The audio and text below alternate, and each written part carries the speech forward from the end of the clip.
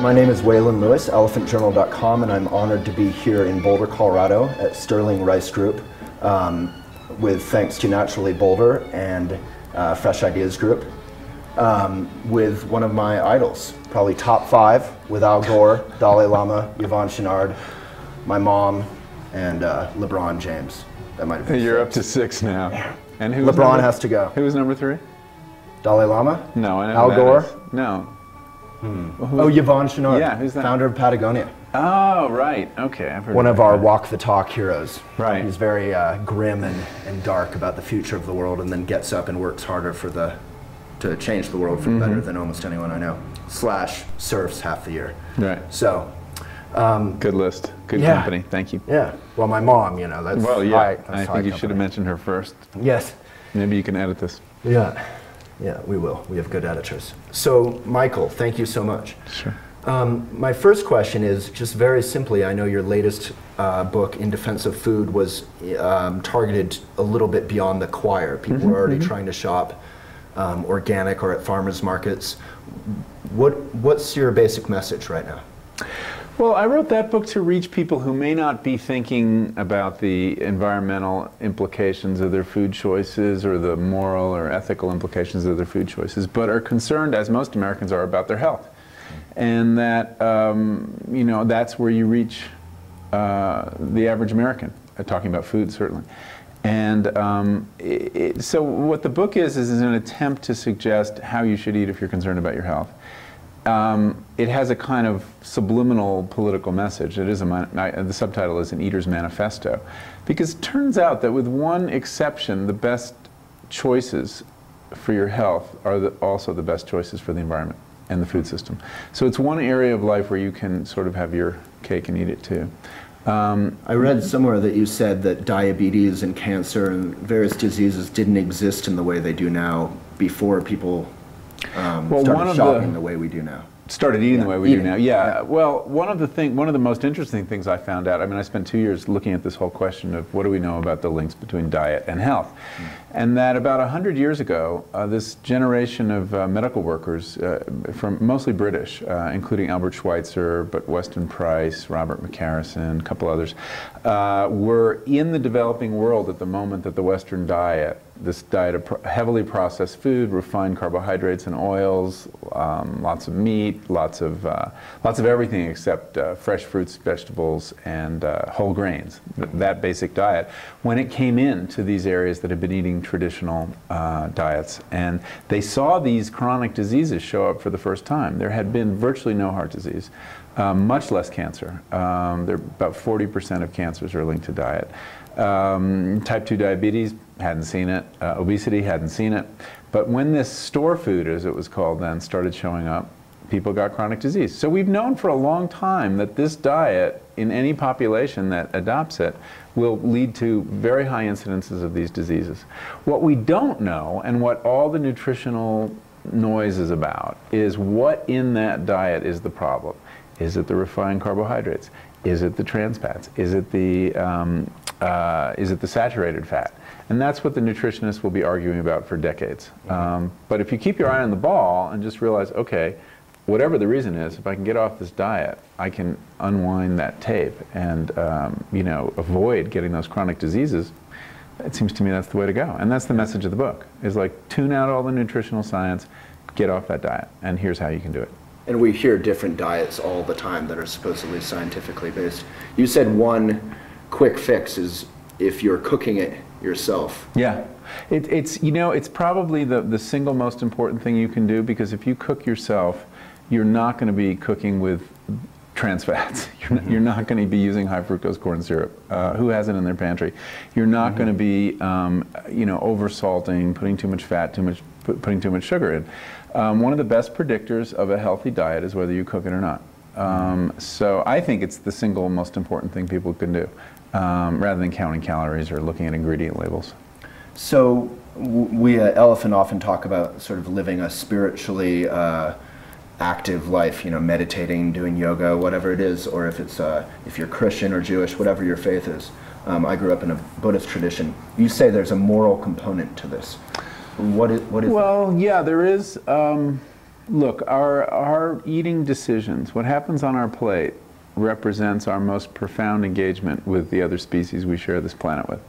We change the land more through our eating than anything else we do. We change the climate more than anything else we do. We change the composition of species on this planet more than anything else we do through our eating.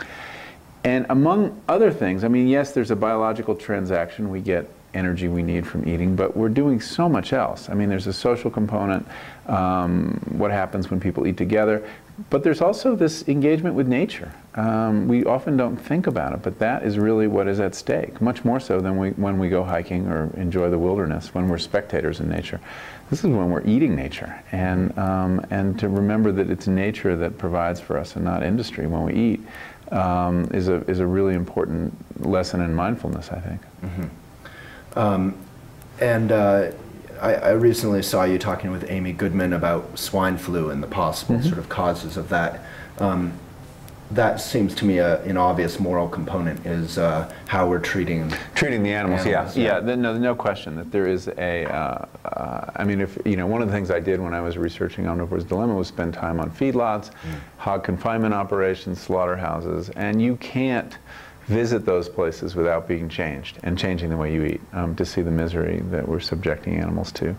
Hogs in particular, the way that sows are treated on these places. And, I mean, to the extent we could make the food system more transparent, I think it would remind people of that, because you can go to the supermarket now and meat comes in these boneless, shrink-wrap packages with very little reminder that it's an animal you're eating unless you buy a whole chicken. Right. And even that, though, you see fewer chickens and more chicken breasts. I mean, we're kind of like so in denial about this transaction with these animals.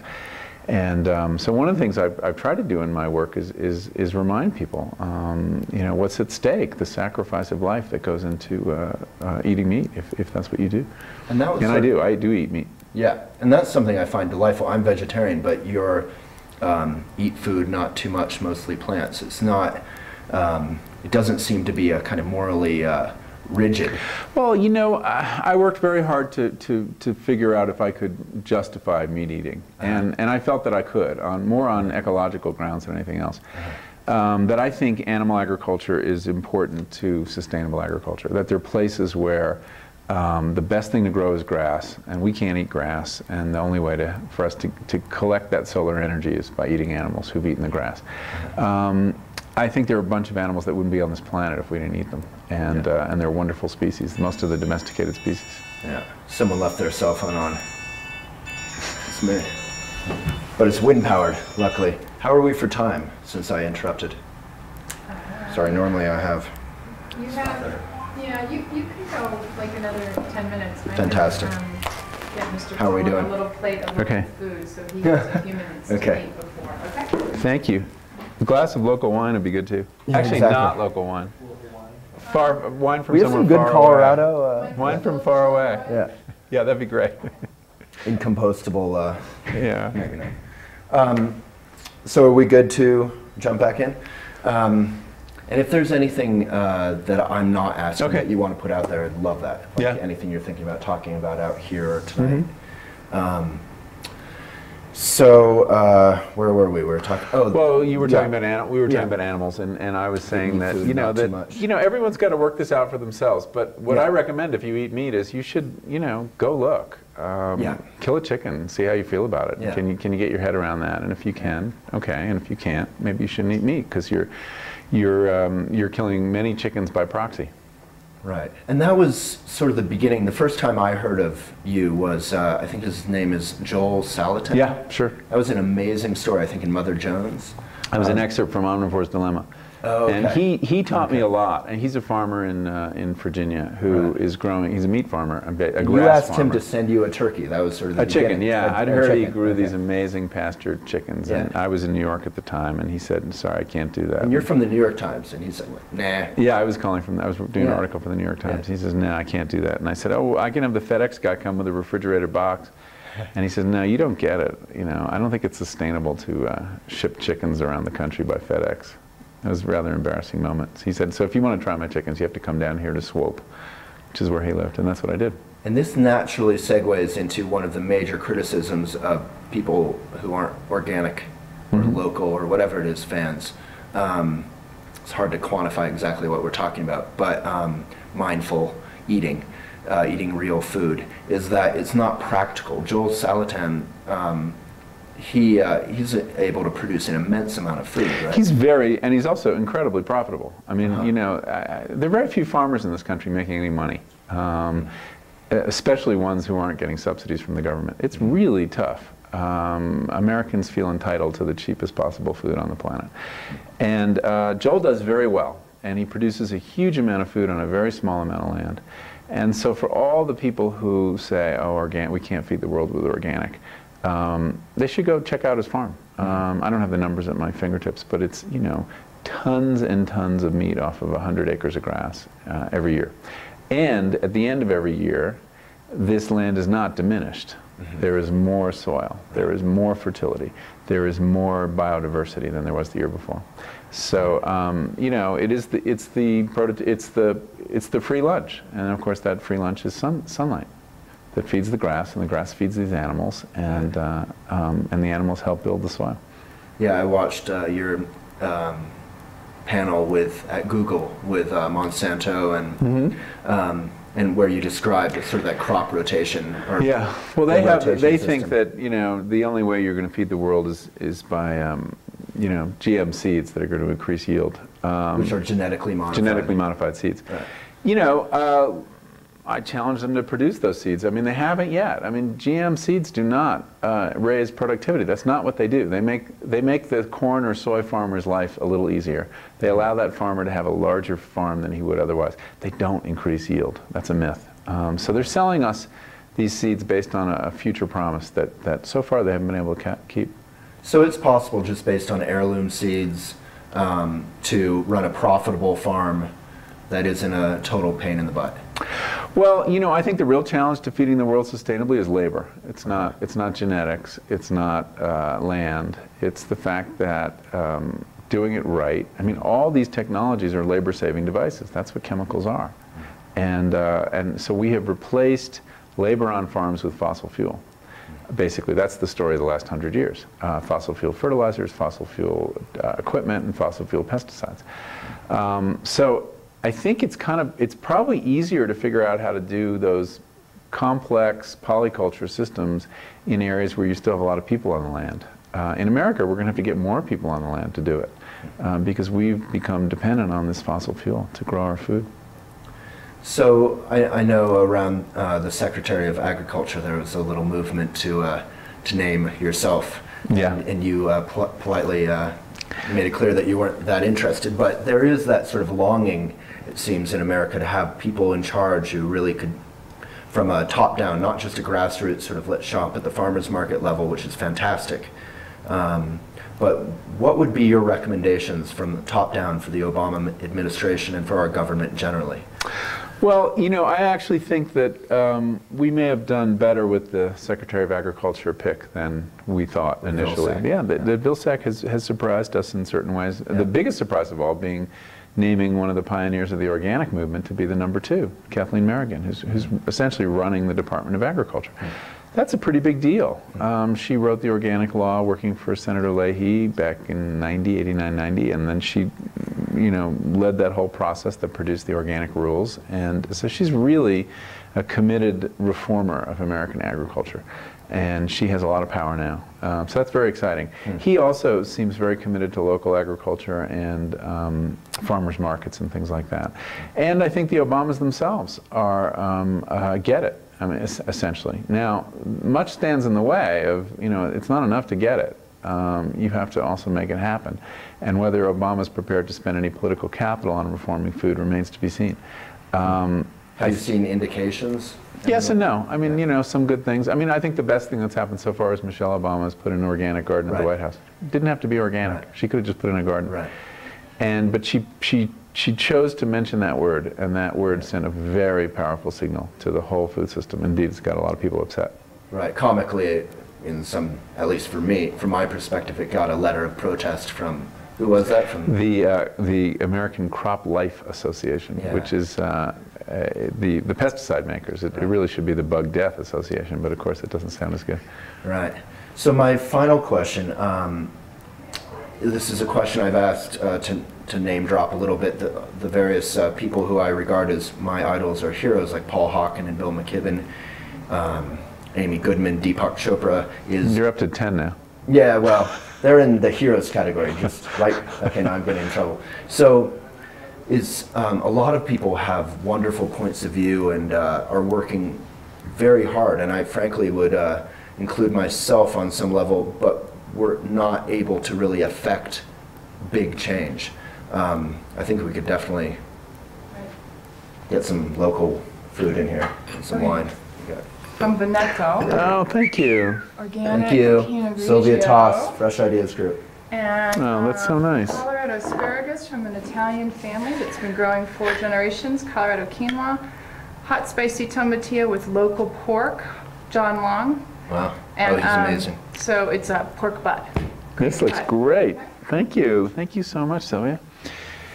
So your question was about my question achieving is, change. Well, the people who inspire me are people who not only care about the right things and are passionate, but who somehow manage to communicate that to a wider audience. Beyond the choir is wonderful and important, but beyond that choir, and you're someone with your books, you've managed to do that in your Sunday New York Times articles that I've read.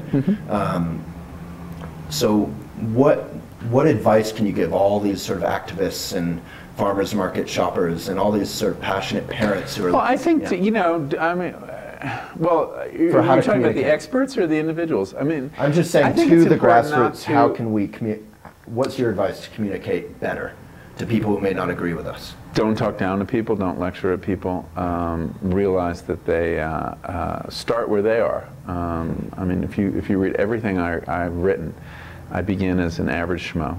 Right. In every article, I'm an amateur. Right. I never start out by saying I have the answers. And I dramatize the process of learning the answers. So for me, it's a storytelling device. There, you know, people handle these things in different ways.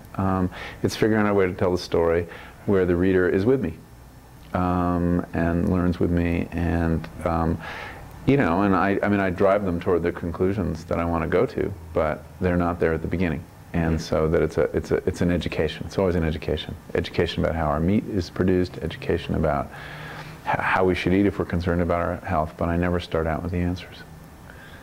That's wonderful. When you were in that Google conversation with Monsanto, that was sort of a different situation. I was watching that, having all my reactions and what I would say to the Monsanto guy and expose how he was completely, you know. Was I too polite?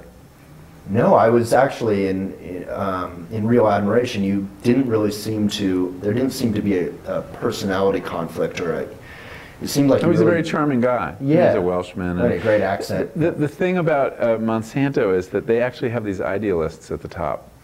And it's kind of striking, actually. Robert Shapiro, the previous president, was the same way. They really are true believers. And there's a great power if you believe in what you're doing.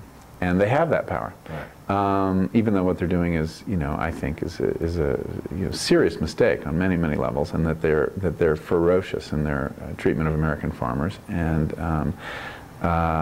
you know, and their co-opting of the word sustainable, you know, makes me really angry. But you have to understand that they're doing this because they have a conviction, and that they've got the answer. But isn't there, maybe at the top there's idealists, but on some level there's just a machine, like any business, there's nothing wrong with it, they're trying to make money.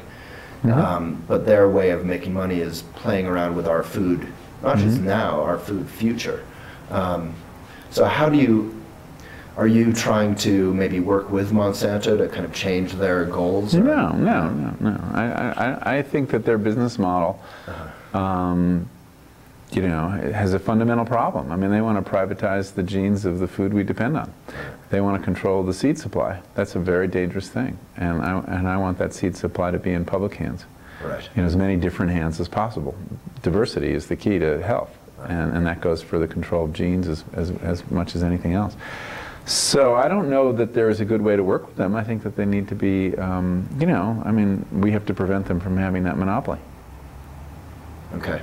So we don't want to work with Monsanto. We want to. Not me. I mean, you can do what you want. Interference. I'm not a we kind of person on these things. I don't want to work with them. And then maybe a less extreme example. There's a lot of, in my mind, pretty wonderful organic or mostly organic natural products companies. You're about to see many of them tonight. Many of the founders.